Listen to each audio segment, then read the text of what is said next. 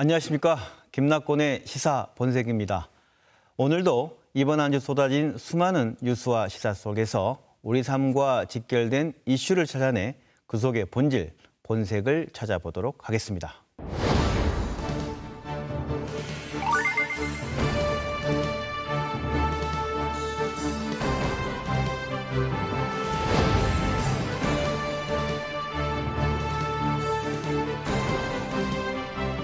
네, 오는 4월 16일은 세월호 참사가 일어난 지 5년이 되는 날입니다.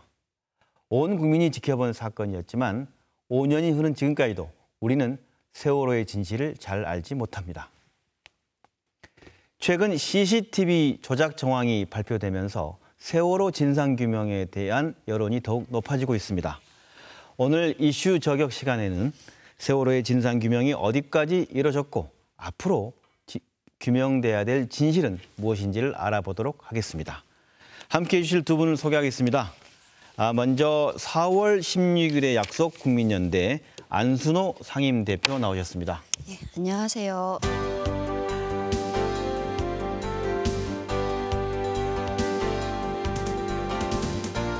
그리고 지난 5년 동안 현장에서 언론사로서 진실을 추적해 오는데 혁혁한 공을 세운 목포 MBC 취재부장님 모셨습니다. 박영훈 취재부장님 나오셨습니다. 네, 반갑습니다. 네, 반갑습니다.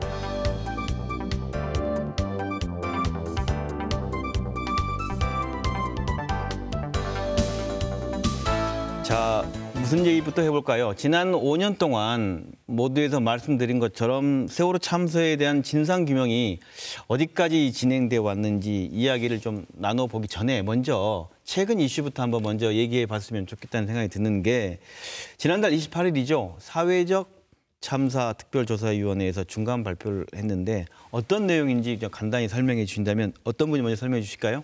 사회적 참사 특별조사위원회에서 중간 수사 발표가 아니고 중간 조사 발표입니다.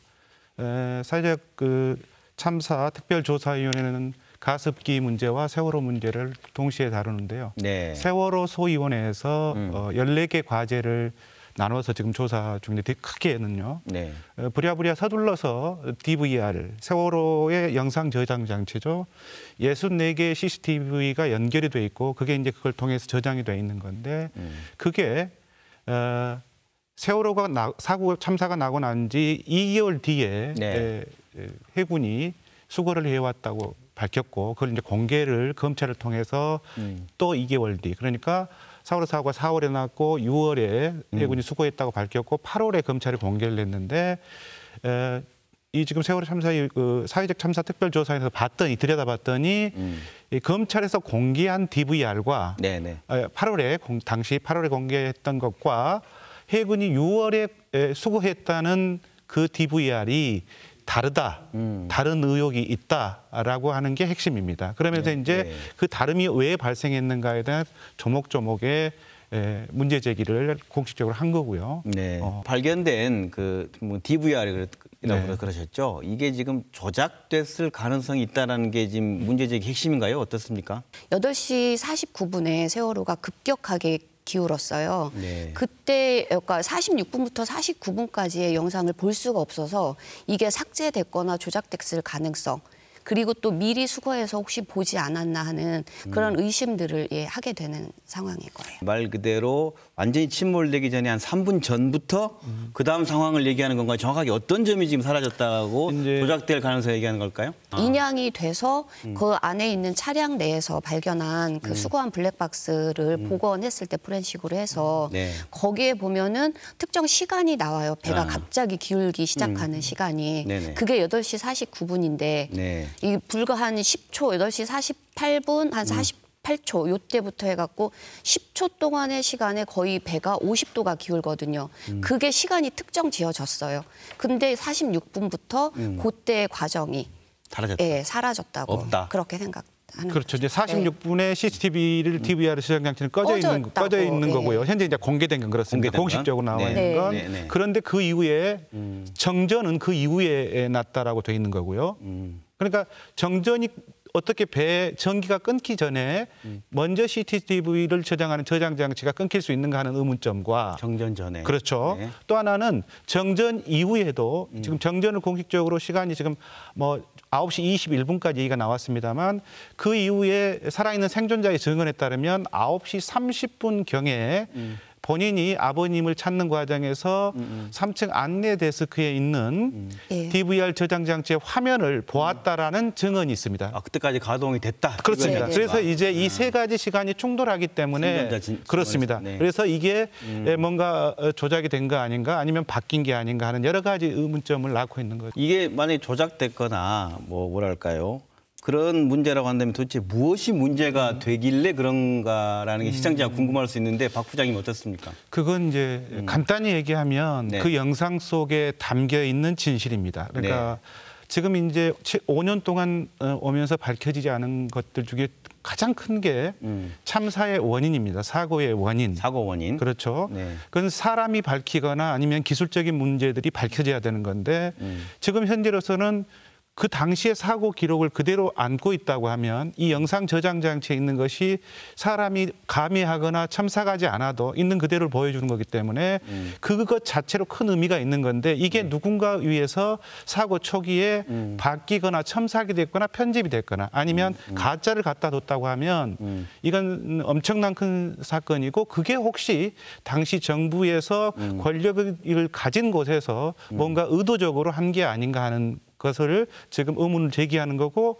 그러기 위해서 제대로 된 조사가 시급히 필요하다라고 하는 것이 지금 가족들과 사회적 참사 특별조사위원회에서의 문제 제기인 거죠. 저희가 궁금한 건 그 굉장히 위원회가 많았던 것 같아요. 네네네. 뭐 사회적 참사 특별조사위원회 보통 2기 특조위라고 이렇게 얘기를 하던데 지난 5년 동안 이런 진상규명의 기구가 없었던 겁니까? 어떻습니까?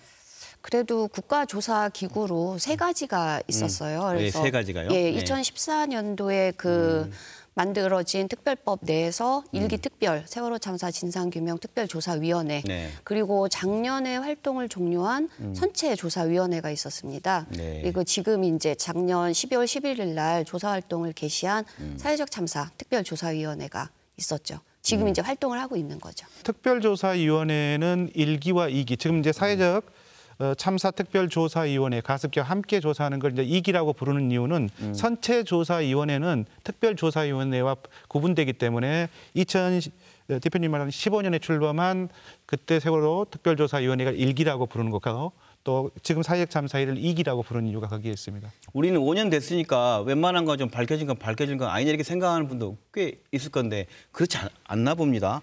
그 세월호 참사 진상규명의 3대 과제를 말했는데 이 3대 과제가 어떤 겁니까? 그러니까 제가 이제 시민간담회를 주로 다니면서 네. 그러니까 진상규명의 뭐 3대 과제, 진상규명의 3가지 영역을 말할 때 첫 네. 번째가 그 침몰 원인, 사고 원인이죠. 사고 원인과 책임자 처벌. 두 번째가 구하지 않은 이유. 구조 방기라고 하는데 지금은 그냥 방기라는 어려운 말보다는 네. 이 구하지 않은 이유와 책임자 처벌에 관한 부분 그리고 세 번째가 조사를 방해하고 그리고 은폐하려고 했고 왜곡하려고 했던 이러한 이유와 책임자에 관한 처벌 부분을 설명을 하면서 다녀요. 그래서 침몰 원인 같은 경우는 뭐 이따 질문지에도 있던데 예, 말씀해 주십시오. 예, 내인설과 연린안으로 그렇게 선체조사위원회에서 침몰 원인을 얘기하더라고요. 예, 네. 그래서 이제 작년에 선체조사위원회가 활동을 종료하면서 2가지 가설인 거예요. 결론은 아니고. 왜 침몰했나 가지고. 예. 그래서 내인설과 연린안 2가지 가설을 종합보고서에 실었는데 이 내인설이 우리가 당시 2014년 검경합수부에서 발표한 것처럼 급격한 회전 그리고 불법 징계축, 과적, 그다음에 부실한 화불 고박. 예, 이런 정도로 결론을 내린 것하고 크게 다르질 않아요. 근데 아까도 말씀드렸지만 선체 내에서 차량 내에서 발견된 블랙박스 영상을 보면은 뭐 5톤 트럭이 날아갔던가 쿵소리와 함께 그리고 생존자들의 증언에 의하면 배 안에서 한쪽 벽에 있었는데 갑자기 또 쿵소리와 함께 급격하게 기울면서 사람이 날아가서 저 반대쪽 창문으로 날아간 이런 상황들은 내인설로는 설명할 수가 설명이 없다. 안 된다. 예. 그렇기 때문에 전면적으로 열어놓고 재조사를 해야 된다. 예, 아무런 이런 그 성역 없이 이런 의도로 담은 게 열린안인 거예요. 그래서 선체조사위원회는 목표 달성을 못한 거죠. 선체조사의 구성이 총 8분으로 돼 있었는데요. 2분은 최종 보고서를 낼 때 참여하지 의견을 내지 않았고요. 6분의 선체조사위원이 3대 3으로 나뉘었습니다. 아, 그렇습니까? 네, 그러니까 내부적 원인 그동안 당시 박근혜 정부에서 조사를 했던 조사 결과가 다다. 그게 이제 그 원인들이 되게 뭐 고박이 풀리고 뭐 하고 뭐 항해가 좀 문제가 있고 선체 자체에 문제가 있었다는 게 3분이었고요. 네. 나머지 3분은 네. 그렇게 설명하기에는 스테빌라이더라든가 어떤 그러니까 선체에 있는 안정성 이런 것들이나 선박에 부딪히는 정도가 내부에서 힘을 영향을 끼쳐도 되는 설명이 안 되는 구간들이 있다. 그렇게 그런 것들은 분명히 어떤 외력이 있었지 않느냐라고 해서 3대 3으로 갈리면서 종합 의견이 나오지 않겠지 않습니까? 이러면 4대 3이면 무수경이 나와야 되는데 그래서 선체조사위가 2가지 보고서를 냅니다. 하나는 방금 내인설과 열린안이라고 명칭 지은 것. 그래서 각각 200페이지가 넘는 보고서를 따로따로 냈어요. 아, 그랬어요. 그래서 이걸 지금 3기, 우리가 지금 2기라고 불리는 사회적 참사 특별조사에 고스란히 넘기는 겁니다. 그래서 사회적 참사 특별조사위원회가 상당히 힘들죠. 사실 버거운 겁니다. 굉장히 지금 2기 특조위 편하게 말씀드리면 2기 특조위가 굉장히 방대한 조사 과제를 안고 있는 거예요. 저 비전문가에 제가 듣기에는 자동차 사고가 났는데 운전자가 안에서 뭐 잘못한 이런 것도 원인이기도 하고 밖에서 누군가 이 차를 이렇게 충격해서 하기도 하고 양쪽 결론 다 내려놓고 엄청난 보고서만 올려놓고 끝내버렸다는 게 선체조사의 결과란 말씀이시는 걸로 이해되는데 그게 맞습니까? 맞습니다. 네덜란드의 2018년에 1월, 2월, 6월에 3차례 가져서 세월호와 똑같은 모형을 30분의 1로 축소를 해서 자유항주 실험이라고 하는 그러니까 실제 똑같이 운영을 해보는 겁니다. 자유항주라고 하는 것이. 실험을 했는데 거기에 이제 2가지가 핵심입니다. 세월호가 그 시간에 왜 그렇게 빨리 기울었는가와 어떻게 그렇게 빨리 침몰했는가. 이 2가지를 넣는데 2번째인 빨리 침몰한 이유에 대해서는 수밀문의 결함. 평상시에는 직원들이 왔다 갔다 하는 통로인데 사고가 나면 그걸 막게 되면 옆에와 격실끼리 이렇게 구분이 되는 소밀문이 세월호 참사 당시에 다 열려 있었다는 겁니다. 그래서 그게 일종의 물이 들어온 통로 역할을 하면서 지하층만 해도 9m예요. 그러니까 9m 높이에 물이 들어오게 되면 뭐 침몰이 빨리 된 건 당연한 건데 첫 번째는 풀리지가 않았습니다. 왜 그렇게 빨리 세월호가 AIS 항법에 나중에 제2자 모양으로 기울었던 그 짧은 시간에 어떻게 그렇게 빨리 기울었는가는 네덜란드 항해연구소 거기 가서도 해양연구소에서 실험 결과가 나오질 않았어요. 그래서 핵심이 되는 침몰 원인이 밝혀지지 않고 있는 겁니다. 그러니까 기관실에 보면은 그 원칙이 있는데 수밀문을 닫고 운항을 해라 이런 거였는데 기관실에 보면은 이 버튼을 누르면 수밀문이 닫을 수 있게 일괄적으로 딱딱딱딱 누르면 그렇게 돼 있는데 선원들이 그걸 하질 않은 거죠. 참 이해할 수 없는 일이 너무 침몰 원인만 해도 이렇게 많은데 왜 해경은 구조하지 않았나 이 표현이 그렇습니다만은 그래서 나온 말이 선원만 구조하고 학생들은 뭐 이렇게 나머지 피해자들은 구조하지 않은 표적 구조라는 뭐 말까지 나오는데 그렇진 않다 이런 말까지 있는데 왜 이런 말이 나오는 거고 지금 어디까지 진상 규명이 되는지 두 분 좀 얘기해 주시죠. 2014년 그날 영상을 우리들이 다 봤잖아요. 그러니까 세월호 9시 27분에 해경 1, 2, 3정이 도착해서 정말 한 일이 선미 선수에 가서 선원들 18명 구하고 그다음에 이제 뒤로 한번 빠지고 배에 접근을 하질 않았었어요. 그것만 봐서도 표적이 정말 선원들만 표적 수사한 게 아닐까 하는 굉장한 의심, 표적 구조죠. 그러지 않았을까 하는 의심을 충분히 이제 할 수 있게 되는 거죠. 현재 세월호와 관련해서 처벌을 받은 공적인 그러니까 정부 측은 해경의 경장 1명뿐입니다. 그래서 지금 이름을 밝힌 그런데요. 경장 1명. 경장 1명만 유일하게 해경 해체한다 알고 뭐 그랬잖아요. 그렇습니다. 요란했는데 그리고 나머지는 선사, 청해재훈이라고 하는 선사와 그다음에 선장을 포함한 선원들이 처벌을 받았는데요. 왜 그럼 이런 일이 날까? 청문회를 3차례 했습니다. 청문회를 했는데도 불구하고 이른바 윗선이라고 하는 곳에서 침묵하는 거죠. 나 모른다. 누가 이게 지시 지금 이 처벌을 받은 해경 경장은 위에서 누군가가 나는 지시대로 했다 그렇지 않습니까? 우리 공적인데 그런 거 공무원이 위에서 시키는 대로 하지 뭐 자기 임의대로 할 수는 없는 거고. 그렇죠. 그래서 그러면 위에서 누가 시켰으며 누가 어떤 방식으로 시켰느냐. 시켰는가가 나와줘야 되는데 그렇죠. 침묵하고 있는 거예요. 침묵하고 나 모른다. 청와대나 국가기관에 자료를 요청을 하면 이것은 뭐 대통령의 기록이니까 안 된다라든가 아니면 이제 뒤에 나오겠습니다만 이 조사 사회적 참사가 됐든 특조위 일기가 됐든 간에 말 그대로 명칭에서 아시다시피 조사위원회입니다. 이거 수사위원회가 아니죠. 조사위원회는 당사자를 강제로 수사할 수 있는 권한이 없습니다. 네. 일종의 참고인 진술 형태가 그 정도밖에 안 되는 거예요. 그러니까 제출하지 않으면 못 하는 거고 나 못 하겠다 하면 안 하는 겁니다. 그러니까 거기에 갖는 한계 때문에 국가기관에 대해서 특히나 이전 정부에서 비협조적으로 나왔기 때문에 조사위원회에서 할 수 있는 것들이 극히 제한적이었던 거죠. 그리고 결국엔 이렇게 돼서 5년을 끌고 오게 된 겁니다. 그 당시에 영상에서 보면은 청와대나 그리고 서해청장, 뭐 목포 뭐 경찰서장 등 세월호하고 직접 교신을 하진 않아요. 구조 당국이. 구조 당국이라 할 수 있는 데가 세월호와 직접 통신한 데는 진도 VTS, 뭐 제주 VTS, 또 민간 어선, 민간 바지 어선인 그 둘라이에이소만 세월호하고 직접 통신을 하거든요. 그리고 이 청와대에서 전화를 했어도 세월호와 직접 교신을 하지 않으면서 청와대는 또 어떤 지시를 내리냐면 그냥 대기하라고 하고 동요하지 말고 영상을 보내라. 모든 그 구조 당국이라고 할 수 있는 그 위지 라인들이 예, 빨리 퇴선을 해라, 퇴선 명령을 내려라 하는 게 아니고 영상을 보내라, 그림이 될 만한 걸 보내라 이런 얘기만 하고 동요하지 말아라, 대기해라 이렇게 얘기만 하고 있는 상황이었었죠. 그렇기 때문에 구조하지 않았다라고 가족들은 그리고 저희들은 얘기를 하고 있는 겁니다. 네. 영상을 보내라라고 하는 건 제가 직접 확인을 했어요. 현장에 제일 먼저 갔지 않습니까? 거기에 이제 전라남도청 어업지도선이 있는데 어업지도선이 그때 당시에 이제 나중에 공개가 됐는데 우리 흔히 말하는 고프로라고 하는 이마에 머리에 모자나 이제 부착시켜서 촬영하는 촬영 장비가 있지 않습니까? 그런데 보통 어업지도선은 불법 어선들을 단속하기 때문에 채직용으로 있는데 그분들이 그 구조 작업을 초창기에 하면서 그걸 촬영을 했어요.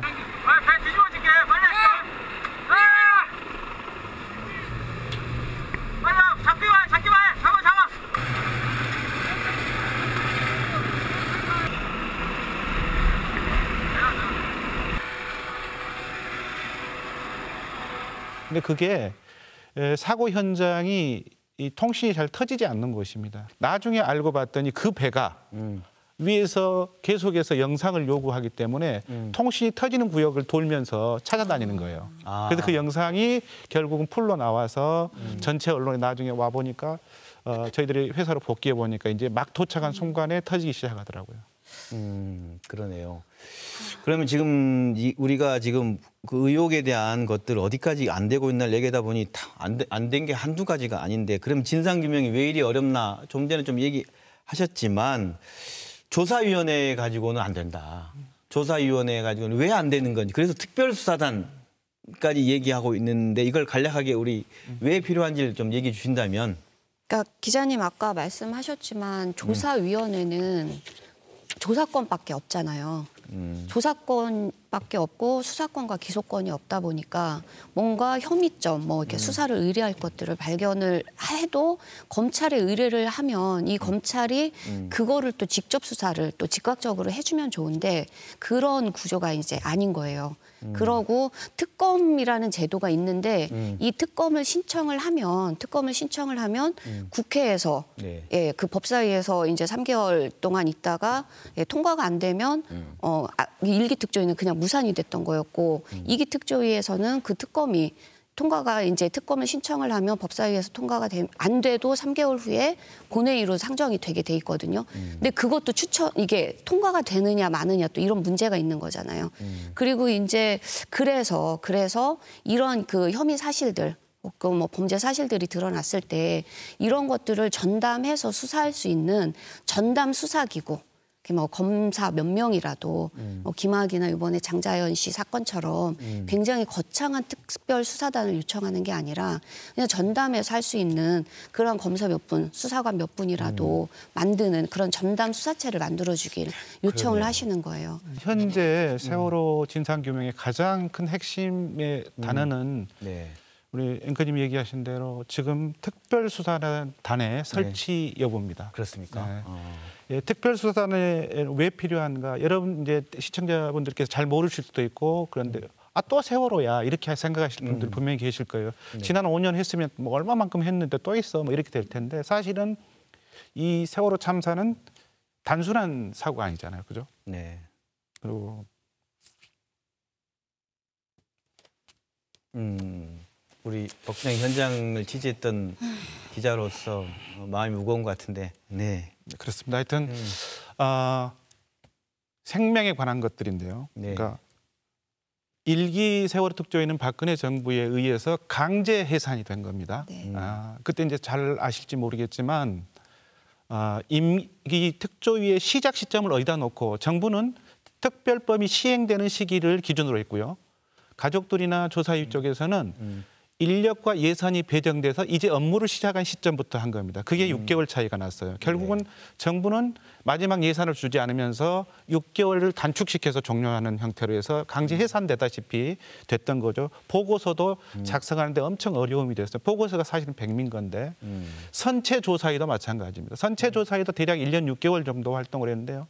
선체조사위라고 하는 게 선체 안에 있는 사고의 원인을 밝히는 게 주력을 해야 되는데 인양, 선체 직립을 시키는데 대부분 시간에 할애를 하고 실제로 조사한 건 불과 3개월 정도밖에 안 되는 겁니다. 그러니까 5월에 직립이 마감이 됐는데 선체조사위의 기간 만료는 8월이 됐으니까요. 그러니까 얼마나 그 일기 그리고 선체조사위의 조사라고 하는 것이 허술했고 그 일기의 과정에서 이 조사를 제대로 하자고 요구했던 가족들의 요구와 조사위원들의 요구가 얼마나 짓밟히고 또 그것들 과정에서 공무원도 파견도 안 하고 하는 사실은 120명이 인원이 일기 때 있었는데요. 실제로 하신 분들은 100명도 안 되는 거고요. 예산도 나중에 부족했던 거고. 그래서 그런데 지금 사회적 참사 특별조사위원회에서는 세월호 소위만 해서 불과 방금 대표님이 얘기하지만 35명 안팎에 약간씩 지원받고 있는데요.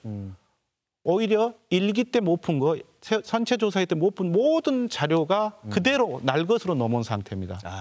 그런데 인력은 오히려 줄었고. 3분의 1가량으로 축소가 된 상태이죠. 그러니까 이분들이 현재 조사를 하는 한계, 아까도 말씀드린 수사를 하는 게 아니니까요. 또 못 나오겠다고 하면 못 밝히는 겁니다. 그래서 가족들은 수사해당 기간의 만료 적용 같은 게 있기 때문에 이 범죄 사실에 대한 행위에 대한 처벌을 위해서라도 사안은 특별수사단 단계 조사를 거칠 필요 없이 곧바로 수사로 진행하는 특별수사단이 필요한 거고 그게 세월호 참사의 진상규명하는 데 매우 중요하다는 겁니다. 답답한데요. 세월호 진실이 이렇게 아직까지 밝혀지지 못했다는 생각이 정말 드네요. 오늘 보니까 이제 우리가 5년 많이 한 것 같은데 알고 있는 게 거의 없고 밝혀진 게 정말 거의 없다는 생각이 드는데 국민들이 바라보는 시각까지 포함해서 5년 된 시점에서 또 우리도 잊혀져 가기도 하고 또 세월호 얘기냐 하는 사람들도 있을 수 있는 거고 어떻게 두 분은 생각하시는지 좀 견해를 듣고 싶네요. 저는 그러니까 제가 이 세월호 참사 이후에 이렇게 한 사회의 구성원으로서 또 어른으로서 그 되게 이제 책임감 있게 살지 못했구나라는 생각이 들고 반성이 들어서 광장에 나오기 시작을 했던 건데, 그러니까 참사의 반복, 이런 또 반복적인 대형 참사들이 계속 벌어지고 있는 데에는 정말 제대로 진상규명이 안 되고 책임자 처벌이 제대로 안 됐다는 생각을 많이 하게 됐어요, 그동안. 그래서 예를 들면 뭐 남영호라고 그 배가 이제 제주도에서 부산으로 향하던 배가 침몰을 해서 326명이 죽었는데 그것도 제대로 된 진상규명이 안 됐어요. 귤박스를 너무 많이 실었다. 그게 원인이에요. 원인이. 네네. 그리고 제대로 처벌받은 사람도 없었고, 그다음에 뭐 아주 가까운 예로는 그 삼풍백화점 서울에 네. 백화점이 무너져서 502명이나 되는 사람이 죽고 아직 찾지 못한 분도 6명이나 되는데 그것에 대해서 제대로 처벌받은 사람이 없는 거예요. 그러면서 이게 제대로 처벌받지 않으면 여전히 무능과 불성실은 처벌할 수 없다라는, 이게 이제 국가 공무원들은 그런 법률이 있대요. 무능과 불성실은 처벌할 수 없다고. 안 되겠구나. 그들이 반드시 처벌받게 해야 사후에 굉장한 이렇게 막중한 엄중한 책임감을 가지고 국민의 생명을 지키고 대하는 일인데 하겠구나라는 생각이 들어서 저는 이제 반복되는 참사를 막기 위해서는 책임자 처벌이 반드시 필요하다는 생각이 들고, 시민들, 우리 국민들께서는 참사를 그냥 있는 그대로만 봐주셨으면 좋겠어요. 그러니까 제대로. 그러니까 저도 되게 의심이 들었던 게, 이게 그때는 이제 뭐 MBC나 KBS나 공영방송에서 말하는 것만 가지고는 제 의혹이 안 풀리는 거였었거든요. 참사 초기에. 근데 정말 우리는 인터넷이 있는 게 얼마나 참 다행인지. 그래서 그때 보면서 그래, 이걸 수도 있어. 이건 너무 의심스러워. 비교를 많이 했던 것 같은데, 그러니까 제대로 좀 아시고 알기 위한 노력들을 좀 해주셨으면 좋겠고, 그러니까 또 혹은 어떤 분들은 마음 아파서 보기 힘들어라고 말씀을 하시는 분이 계시는데 회피하지 말고 좀 직면하셔서 직면하시게 되면은 분노가 생길 거고, 이 분노의 마음을 좀 이웃과 우리 공동체에 같이 이제 공감대를 형성하는 것들로 승화시켜내는 그런 역할들을 좀 해주셨으면 하고 좀 부탁을 드리고 싶어요. 박 부장님 똑같은 얘기인데, 우리 이번에 강원도 산불 보면서 사람들이 또 세월호 생각했어요. 많이. 또 가장 먼저 또 시민들, 뜻 있는 시민들이 달려가서 자봉이라 그러죠. 자원봉사하는 모습 보면서 뭉클했는데 어떨까요? 우리 다시는 이런 참사가 반복되지 않기 위해서 어때야 된다고 생각하십니까? 저는 이제 크게 두 가지라고 생각을 하는데, 단어로 치면 기억하는 겁니다. 기억. 네. 기억이 중요한 것 같습니다. 잊지 않는 것. 우리가 5.18도 그렇고요. 그 역사적 사건들, 우리 시대를 계속해서 사실은 아까 말씀드린 말씀, 세월호 참사가 단순히 대형 선박이 침몰하고 인명이 피해가 나고 돌아가시고 하는, 그것도 엄청 충격인 거지만, 이게 더 큰 충격은 우리 사회가 갖고 있는 생명보다 돈을 중시하고 안전보다는 이윤을 훨씬 더 추구를 하고, 그리고 이런 사회적 이런 것들이 총체적으로 드러난 민낯을 그대로 보여준 거고, 국가가 제 역할을 못했을 때 국민이 어떤 피해를 입는가 하는 것들을 여실히 보여준 거거든요. 그러니까 사실은 어제는 내 이웃이 당했을지 모르겠지만 오늘은 또 내가 당할 수가 있고 하는 것이기 때문에 이걸 침묵하지 말고 그대로 기억해주고, 그러려면 이제 새로운 대안을 마련하려면 이미 있었던 사고나 참사에 대해서 정확한 진단과 진상의 규명이 이루어져야 됩니다. 첫째로. 그렇죠. 그러니까 진상 규명이 이루어지지 않는 상태에서 대안은 나올 수가 없는 거니까요. 아직 세월호가 5년이 지났지만 훨씬 빠른 시간 내에 진상 규명이 됐으면 얼마나 좋았겠습니까? 다 좋았겠죠. 국민도 마찬가지고. 그러나 50년, 500년, 5000년이 지나도 진상 규명이 안 된다면 그때도 해야 되는 거죠. 그래야 그 다음 세대를 위해서, 또 우리를 위해서 하는 거니까요. 네, 2014년 4월 16일 이후 우리는 모두 다 함께 큰 숙제를 나누어 가졌습니다. 잊지 않겠다는 약속. 그리고 두 번 다시는 이런 일이 일어나지 않겠다는 약속을 했습니다. 그 약속은 얼마나 지켜지고 있을까요? 이제라도 모든 진실을 밝히는데 우리 모두가 마음을 모으는 것, 이것이 바로 밀린 숙제를 하는 것이 아닐까 싶습니다.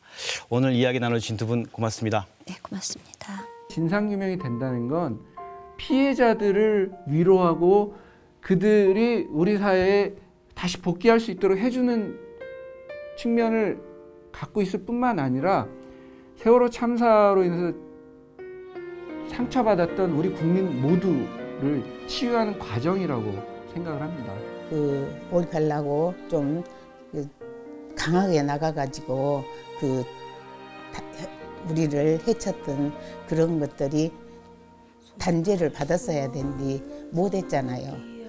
그래서 그런 것들이 미안하고 그렇기 때문에 더 우리가 같이 실패하지 말고 저기로 해서 우리 애기들 영원히 진짜 잘 갈 수 있도록 해주자 하는 그런 마음이었어요. 정신의학과 선생님이 말씀하시기를 아이들 치료가 시작되는 시기가 그 진상규명이 되고 나서부터 그게 치료가 된다고 말씀하시더라고요. 생존자뿐만 아니라 형제자매들, 그 유가족 형제자매, 그 유가족 부모님들, 그리고 저희도 마찬가지고 진상규명이 빨리 돼야지만 치료가 시작된다. 저희 이제 특조위만으로는 안 된다고 아니까 국민청원 잘 돼서 국가에서 답이 있었으면 좋겠어요. 우리 애들한테 뭔가 했다는 거 보여줬으면 좋겠어요. 엄마들, 아빠들이. 그리고 또 국민들이 잊지 않았다고 보여줬으면 좋겠어요.